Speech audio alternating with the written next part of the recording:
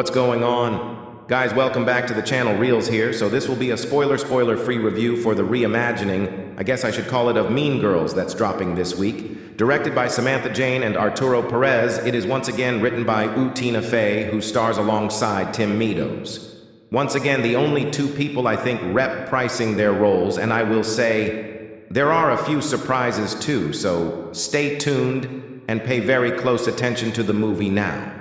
This film, as you know, similar to the other one, revolves around new student Katie Heron, who is welcome coming to the top of the social food chain by the elite group of popular girls called the Plastics, ruled by the conniving Queen Bee Regina George and her minions Gretchen and Karen.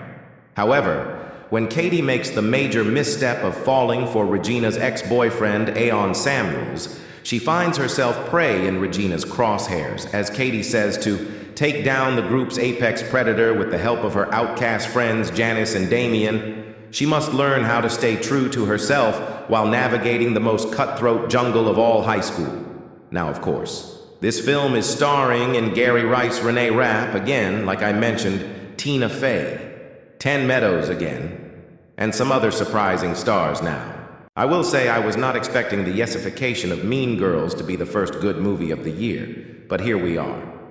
The original film means so much to me, as I'm sure it does to countless people who got to experience it back in the early 2000s. This film, which is based on the Broadway musical, I believe, manages to pay respect to that original, and is now the second best film entry in this series. I guess yes, for those unaware, there was actually an awful sequel released back in 2011 or so. It was very dark times. We try not to remember it now as far as musicals go. I see myself revisiting this purely because of its ties to the OG, but I was very impressed with the musical Ed additions and the costume design for the most part.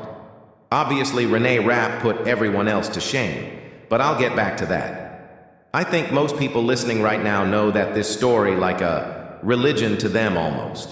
You know it front and back like me now. None more than the returning screenwriter, like I pointed out, Tina Fey, who also again returns at Miss Norbury. It's mostly retelling of that cult classic, with adjustments to be more inclusive, and it works for the most part. I would say I wasn't too fond of certain jokes being removed, like the Michigan joke, for instance. But it's replaced with some humorous bits from Principal Duval, who again is once again portrayed by Ten Meadows. Kaye's dad is also gone, so I'm not going to be shocked. For those who watch, I can see where you're coming from. I'm on the same page, too. There's clearly some agenda pushing going on here. Some pandering, if you will, in the mix of this screenplay.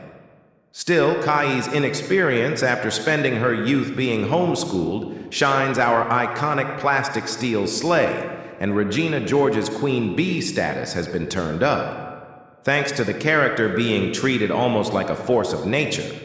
I would say, don't get me wrong, I still prefer the original film completely, but this new take presents Regina with a few extra exclamation marks, is all I'm trying to get at from the introductory song, all the way into the bus incident. Regina comes across as superior to everyone else, just a little bit better than in the 2004 film. Regina's only negative for me was this car scene where I was like, why is she driving this thing? It just didn't seem like it fit the character. It felt like an injustice to her, honestly. And luckily, it didn't kill anything about the character and her momentum in the long run for me.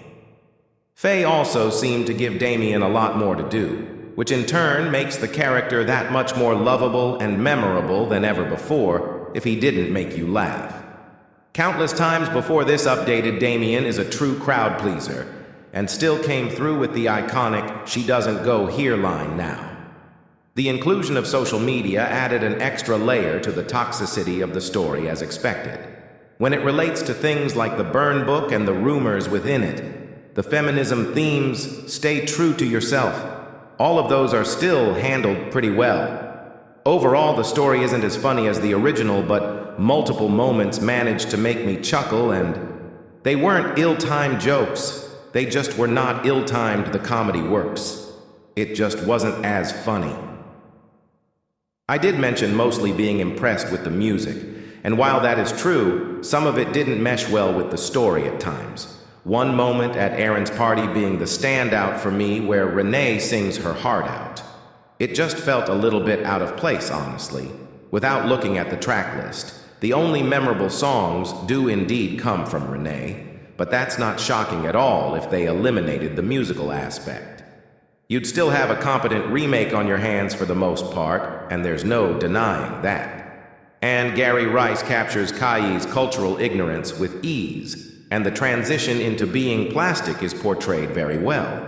The innocence displayed early on by Rice keeps Katie likable and makes her inevitable transition disappointing as it should, since Rice successfully makes me care about Kai's journey, similar to how low-handed Lindsay, that being back in the original. Tina Fey nails it as M. Norberry once again. Surprise, surprise. Tim Meadows delivers a solid return to this series as well, and B.B. Wood's portrayal of Gretchen Winters was absolutely amazing.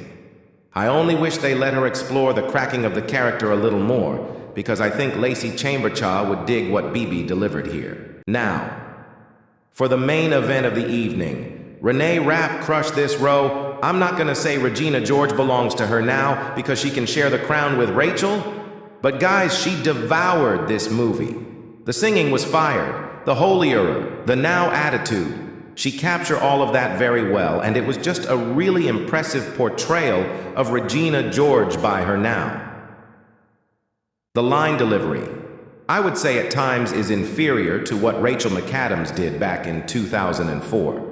But still, a lot of the delivery and most of delivery for the most part from her is a great work. She did a phenomenal job. Obviously, the singing was the highlight. She is gonna be a lot of people's preferred. Regina, she's not my preferred. I would still prefer Rachel, but she did a phenomenal job in the role. She can share the crown with Rachel, and I can see Jen and Z just eating this up with what they did with her. Now, all in all, the costume design, I thought that was very impressive. I can't wait to see what everybody else thought about the costume designs. I was really impressed with it. A few people, when I was leaving my screening, they didn't seem to really like the costume designs. I didn't mind, thought the cinematography was well done.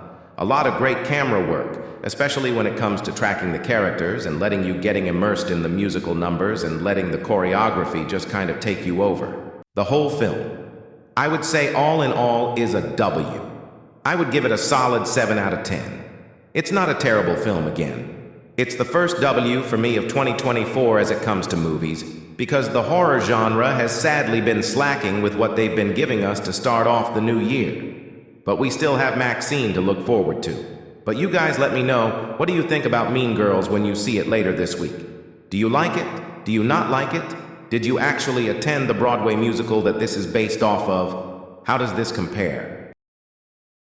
To that, if you're someone who gets to see the movie and you actually attendance for the play, let me know what you think about all this down in the comment section below.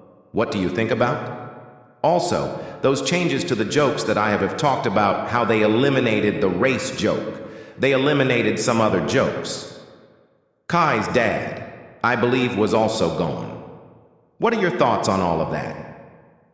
It's still a passable movie. It's a 7 out of 10 to me. Let me know down in the comment section below. If you have record, make sure you subscribe, turn on post, not the name. The video in description. I have linked on social media accounts. I am on Facebook, Twitter, and Instagram. You can message me there, of course, members, any movies, news, or reviews you would like me to cover in the future. And with all that in mind, guys, I will see you in the next video.